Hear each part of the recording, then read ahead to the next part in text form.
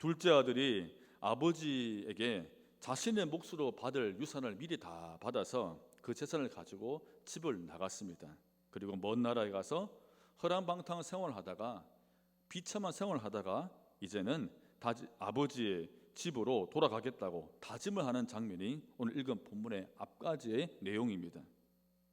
예수님께서 오늘 이야기 통해서 보이시고자 하는 분은 바로 한 아버지입니다. 이 아버지는 하나님이십니다. 돌아온 작은 아들과 이를 지켜본 큰 아들을 대하는 모습을 통해서 우리에게 하나님의 사랑이 이렇다라고 말씀하고 있습니다. 오늘 우리가 아버지가 작은 아들을 대했던 행동과 큰 아들에게 했던 이 말을 통해서 하나님의 사랑을 우리가 깊이 또 깨닫는, 또 더 깊이 알아가는 우리 이 시간 되기를 바랍니다. 첫 번째는 하나님은 우리 모두를 이토록 사랑하십니다. 12절 말씀을 제가 세 번으로 한번 읽어드리겠습니다. 작은 아들이 아버지에게 말하기를 아버지, 재산 가운데서 내게 돌아올 몫을 내게 주십시오 하였다.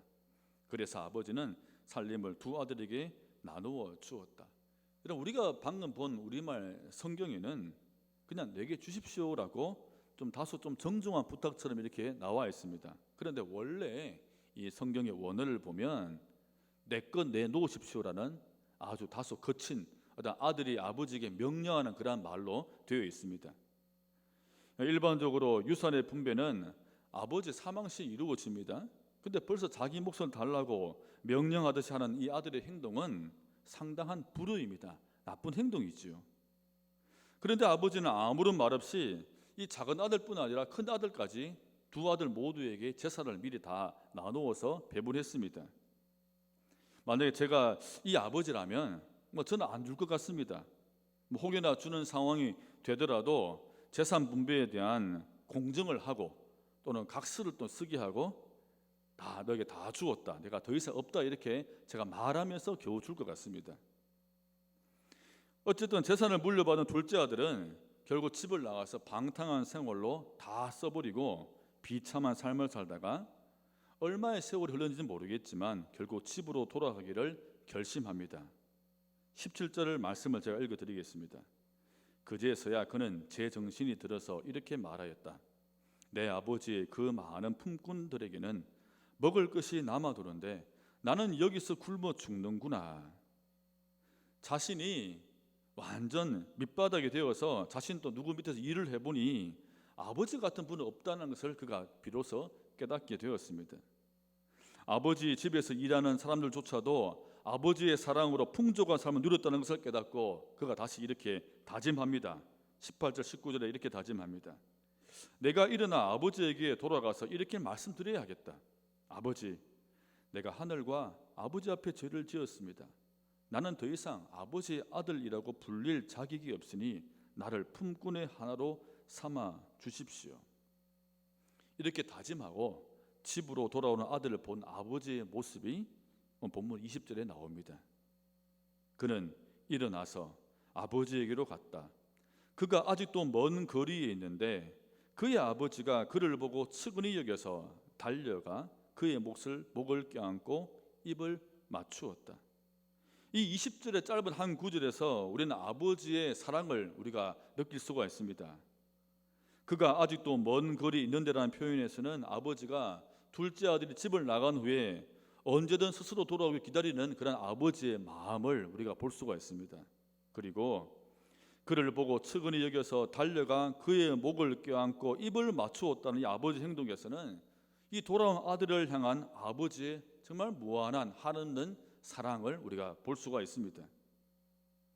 이런 아버지는 이 아들에게 왜 모습이 이러냐, 이게 무슨 꼴이냐 묻지 않았습니다. 그냥 아들을 품에 안아 주었습니다. 아버지 품 안에서 아들이 다짐했던 고백을 하게 됩니다. 아버지, 내가 하늘과 아버지 앞에 죄를 지었습니다. 이제부터 나는 아버지의 아들이라고 불릴 자격이 없습니다. 이 둘째 아들은 아버지가 그냥 받아주기만 하면, 용서해 주기만 하면 내가 아버지 집의 품꾼이라도 괜찮다는 생각으로 이렇게 고백을 했습니다. 그런데 이 다음에 아버지가 베푼 행동이 아들이 상상한 그 이상의 행동이었습니다. 본문 22절 23절입니다. 그러나 아버지는 종들에게 말하였다. 어서 가장 좋은 옷을 꺼내어 그에게 입히고 손에 반지를 끼우고 발에 신을 신겨라. 그리고 살찐 송아지를 끌어내다가 잡아라. 우리가 먹고 즐기자. 아버지는 아들이 고백한 그 잘못을 그냥 모른 척하고 다시 둘째 아들로 받아 주었습니다. 여러분, 아들이 용서를 구했기 때문입니까? 아닙니다. 아버지는 아들의 고백에는, 용서의 고백에는 관심도 없었습니다. 바로 아버지는 사람들에게 선포했습니다. 나의 이 아들은 죽었다가 살아났고 내가 잃었다가 되찾았다. 스스로 돌아와서 지금 아버지 품에 있다는 것만으로만 이 아버지는 바로 기뻐한 것입니다. 로마서 3장 23절에 보면 우리 인간의 처지를, 놓이는 처지를 그대로 이렇게 선포하고 있습니다. 모든 사람이 죄를 범하였습니다. 그래서 사람은 하나님의 영광에 못 미치는 처지에 놓여 있습니다. 그 다음 주 이렇게 고백합니다. 로마서 3장 24절입니다. 그러나 사람은 그리스도 예수 안에서 얻은 구원으로 말미암아 하나님의 은혜로 값없이 의롭다는 선고를 받았습니다. 하나님께서는 이 예수를 속죄의 제물로 내주셨습니다. 그것은 그의 피를 믿을 때에 유효합니다. 하나님께서 이렇게 하신 것은 사람들이 이제까지 지은 죄를 너그럽게 보아 주심으로써 자기의 의를 나타내시려는 것이었습니다. 우리 모두는 이 둘째 아들과 같습니다. 모든 사람이 우리는 주님을 먼저 찾아갈 수 없는 죄인입니다. 그러나 그럼에도 불구하고 하나님이 모든 지은 죄를 너그럽게 보아 주셨기 때문에 바로 우리가 있는 것입니다. 이것이 바로 하나님의 사랑입니다. 그럼에도 불구하고 우리를 사랑하시는 그 사랑이 바로 하나님의 사랑이라는 것입니다. 이 사랑이 바로 우리가 만난 십자가에 있습니다. 여러분, 여기 앞에 우리가 십자가 교회 있지 않습니까? 여기 십자가는 이곳이 교회다, 소망교회다, 예배당이다, 이것만 말하고 있지는 않습니다. 여러분, 우리가 매주 보는 십자가는 내가 너희를 이토록 사랑한다, 이 말씀 우리에게 늘 말하고 있는 것입니다. 존 파이퍼 목사님의 책 중에 은혜 구원을 딛고 삶 속으로라는 책이 있습니다. 이 책에 나와 있는 이야기입니다. 한 친구 목사님이 고난 주간에 교도소에 수감되어 있는 사람들에게 설교를 할 기회가 있었다고 합니다. 근데 설교를 한참 하다가 잠시 설교를 멈추고 거기 있는 사람들에게 이렇게 물어보았습니다. 누가 예수를 죽였는지 아십니까? 그러자 어떤 사람은 군인들이 죽였습니다 말하기도 하고, 어떤 사람은 유대인이 죽였습니다, 또 어떤 사람은 빌라도가 죽였습니다 이렇게 말을 했습니다. 잠시 침묵이 흐른 후에 목사님이 이렇게 말했습니다. 그분의 아버지 하나님이 죽였습니다. 이 말에 모두가 도대체 왜라는 표정과 함께 충격에 빠져서 조용한 침묵만 흘렀다고 합니다. 한참 뒤에 목사님이 이렇게 말했습니다. 당신을 이토록 사랑해서입니다. 로마서 5장 7절 8절은 이렇게 말씀하고 있습니다. 의인을 위해서라도 죽을 사람은 거의 없습니다. 더욱이 선한 사람을 위해서라도 감히 죽을 사람은 드뭅니다. 그러나 우리가 아직 죄인이었을 때에 그리스도께서 우리를 위하여 죽으셨습니다. 이리하여 하나님께서는 우리들에 대한 자기의 사랑을 실제로 증명하셨습니다. 내가 약하고 죄인이었을 때에 하나님께서 아들을 보내어 우리 위해 죽게 하셨다. 여러분, 정말 믿기지 않는 말입니다. 그러나 한 가지 사실로만 납득이 됩니다. 하나님께서 우리를 이처럼 사랑하시기 때문입니다. 스바냐 3장 17절은 하나님의 마음이 잘 나와 있습니다. 주 너희 하나님이 너와 함께 계신다. 구원을 베푸실 전능하신 하나님이시다. 너를 보고서 기뻐하고 반기시고 너를 사랑으로 새롭게 해주시고 너를 보고서 노래하며 기뻐하실 것이다. 그런데 스바냐가 이 말씀, 하나님의 사랑의 말씀을 전한 때는 이스라엘이 죄악으로 가득 찬 그러한 때였습니다. 이때 스바냐를 통해서 하나님이 이 사랑의 메시지를 바로 이스라엘에게 선포한 것입니다.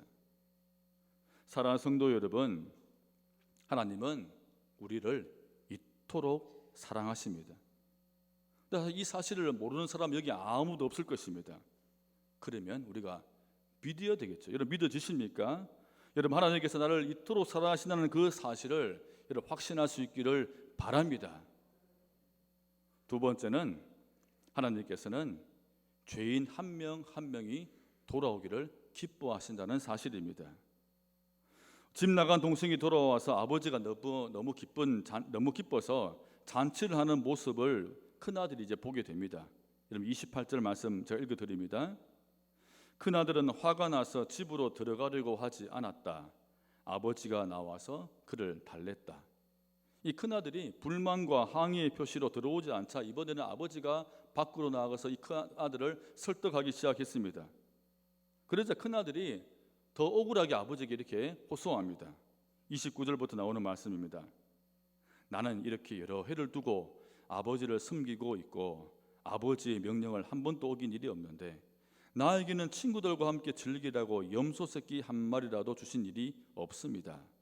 그런데 창녀들과 어울려서 아버지의 재산을 다 삼켜버린 이 아들이 오니까 그를 위해서는 살찐 송아지를 잡으셨습니다. 이렇게 억울함을 호소하는 이 큰아들에게 아버지가 이렇게 다독입니다. 31절입니다. 얘야, 너는 늘 나와 함께 있으니 내가 가진 모든 것은 다 내 것이다. 아주 다정한 목소리로 얘야 부르면서 큰아들의 마음을 먼저 만져주고 헤아려 준 것입니다. 네 말도 맞다, 옳다 이렇게 한 것입니다. 우리도 큰아들의 마음이 참 이해되지 않습니까? 이런 뜻으로 아버지가 말씀 위로하신 것이죠. 염소 한 마리, 살찐 송아지 한 마리가 대수냐? 이런 잔치와는 비교가 안 될 정도로 큰 것이 다 내 것이다. 저 둘째 아이는 이제 겨우 나와 함께 있기 시작한 것이고 너는 늘 나와 함께 있는 것이니 이 아이와는 비교되지 않을 정도로 큰 것이 다 너의 것이다. 아버지는 이 큰아들을 인정했습니다. 지금까지 아버지 곁에서 충실하게 일하고 머무른 그 큰아들의 삶의 노고, 가치를 인정해 주었고 평가해 주었습니다. 그리고 그에 대한 보상을 확실하게 약속해 주었습니다. 이렇게 큰아들의 마음을 먼저 다 다독인 후에 아버지의 마음을 32절에 이렇게 이야기합니다. 그런데 너의 이 아우는 죽었다가 살아났고 내가 잃었다가 되찾았으니 우리가 즐기며 기뻐하는 것이 마땅하다. 잔치에 함께 즐거워할 이유를 분명히 말씀해 주었습니다. 동생이 다시 집으로 돌아와서 함께 있는 것만으로도 함께 우리가 즐거워하고 기뻐하자는 것입니다. 이것이 아버지가 큰아들에게 원하는 마음이었습니다. 큰아들이 늘 아버지와 함께 있었듯이 아버지의 기쁨에도 함께하는 것이 자녀된 자로서의 바로 축복이라는 것입니다. 여기 있는 우리 모두가 바로 본문에 나와 있는 큰아들입니다. 우리가 큰아들처럼 지금까지 하나님의 집에서 하나님을 향한 믿음으로 충실하게 순종하여서 열심히 신앙생활 잘 하였다면 하나님은 이제 돌아온 작은 아들과는 비교 안 될 정도의 놀라운 주의 축복을 반드시 우리에게 약속하십니다. 그리고 큰아들 되는 우리가 중요하게 생각해야 할 것은 하나님께서 기뻐하시는 것을 우리가 바로 함께 기뻐하는 것입니다. 하나님이 기뻐하는 것이 무엇입니까? 이런 영혼 한 영혼이 바로 하나님께 돌아오는 것입니다. 그것을 내가 함께 기뻐하는 것이 바로 주님께서 우리에게 원하시는 것입니다. 사실 여러분 이것이 바로 전도입니다. 전도는 내 사명감으로 의무감으로도 해야 하지만 이것만으로는 안 됩니다. 주님께서 한 영혼이 돌아오기를 기뻐하시는 마음을 내가 가질 때 내가 바로 전도를 할 수가 있는 것입니다. 이런 그러한 마음이 주님께서 기뻐하시는 마음이 우리 모두의 마음 가운데 늘 풍족히 들어갈 수 있기를 바랍니다. 한 영혼이 돌아오기를 기뻐하시는 하나님의 사랑이 가장 잘 드러나야 할 곳이 바로 우리의 가정입니다. 내가 진짜 예수 믿는 사람인지를 가장 잘 아시는 사람 누군지 아십니까?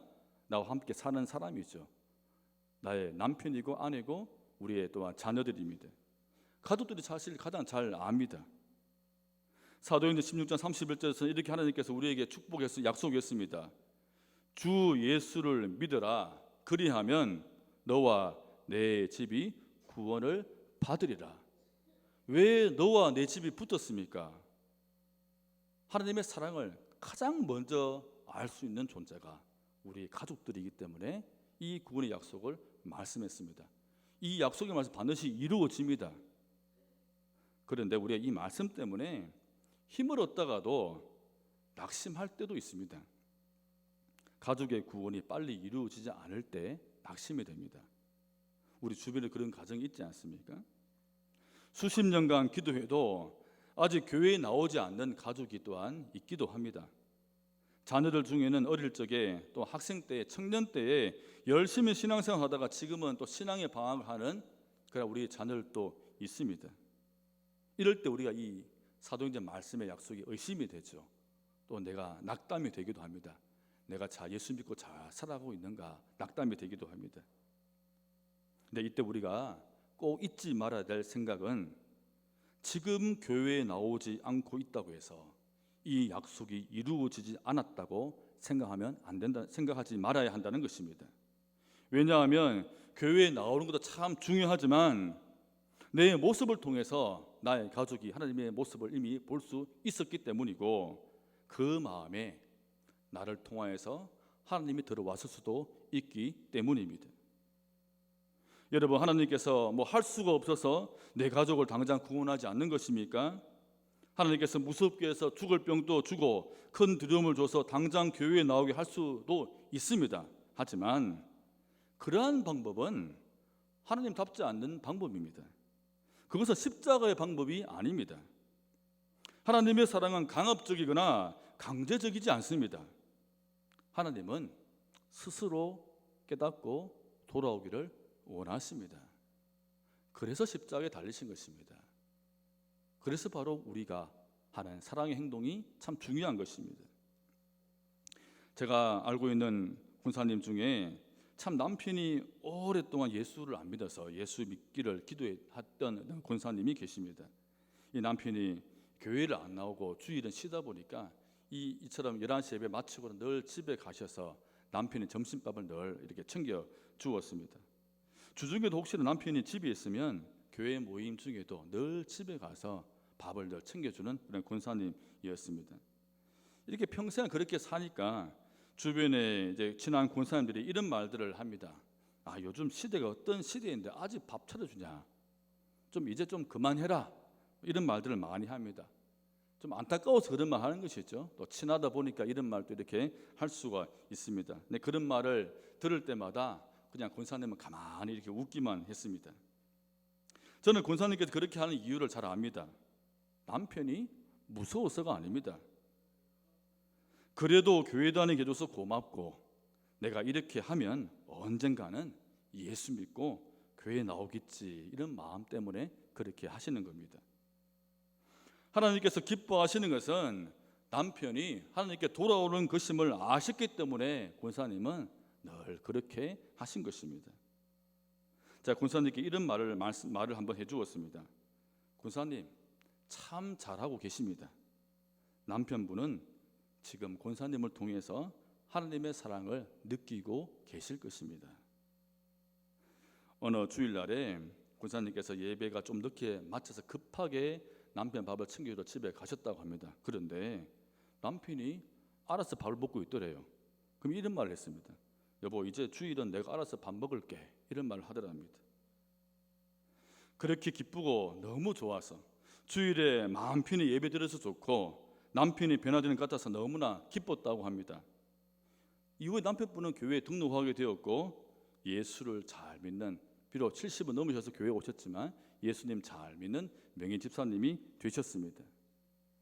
지금 뭐 제가 남편 밥 차려주라고 말한 것은 결코 아닙니다. 이런 기대도 하지 마시고 중요한 것은 하나님께서 가장 기뻐하시는 것, 잃어버린 영혼이 주님께 돌아오는 것, 이것을 우리가 알면은 우리가 가족을 대하는 태도가, 사람을 대한 태도가 달라진다는 것입니다.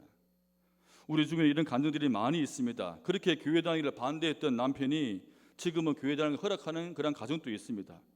어떤 분은 자신을 차에 태워주기도 합니다. 본인은 교회 안 나오지만 차에 태워주는 분도 있습니다. 아직 교회 다니지 않는 어떤 젊은 남편은 아이들이 교회 다니는 거 너무 좋아하니까 아내에게 여보, 아이들은 내가 태워주고 태우고 갈 테니까 당신은 예배 잘 드려, 이런 말을 하는 분도 있습니다. 아마 우리의 모습을 통해서 하나님의 사랑을 바로 느끼고 있는 것입니다. 하나님께서 가장 기뻐하시는 것은 잃어버린 한 영혼이 하나님께 돌아오는 것입니다. 하나님께서는 우리가 하나님과 이러한 기쁨으로 함께 기뻐하기를 원하십니다. 이것을 우리가 알 때 내 모습 통해서 주님의 사랑이 바로 나타나는 것입니다. 여러분, 이제 우리 나라를 보면 교회 다녀본 사람들이 참 많이 있다는 것을 알 수가 있습니다. 아직도 교회에 단 한 번도 안 온 사람도 가끔은 있지만 드뭅니다. 우리 교회 오시는 분들도 보면 교회라는 곳을 처음 오신 분들도 있지만 대개는 교회 다녀본 사람들이 다시 오는 경우가 많습니다. 그만큼 교회에 출석했다가 나간 사람들이 주변에 많다는 것입니다. 근데 우리는 한번 여기서 질문을 던져보아야 됩니다. 왜 그럴까? 왜 교회를 다녔다가 지금 안 나오고 있는 분들이 이렇게 많을까? 한번 우리 생각해 보아야 합니다.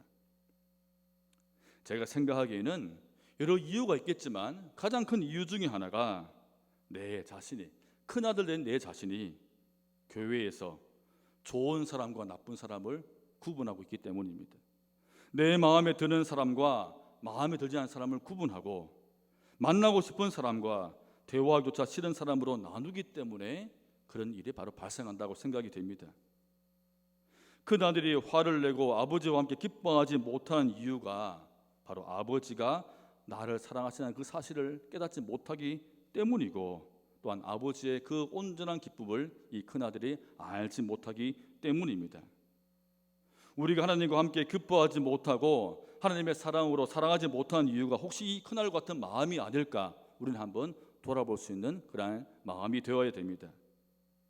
요한일서 4장 말씀입니다. 사랑하는 여러분, 서로 사랑하십시다. 사랑은 하나님에게서 난 것입니다. 사랑하는 사람은 다 하나님에게도 났고 하나님을 압니다. 사랑하지 않는 사람은 하나님을 알지 못합니다. 하나님은 사랑이시기 때문입니다. 하나님의 사랑이 우리에게 이렇게 드러났으니 곧 하나님이 자기 외아들을 세상에 보내주셔서 우리로 하여금 그로 말미암아 살게 해주신 것입니다. 사랑하는 여러분, 하나님께서 이렇게까지 우리를 사랑하셨으니 우리도 서로 사랑해야 합니다.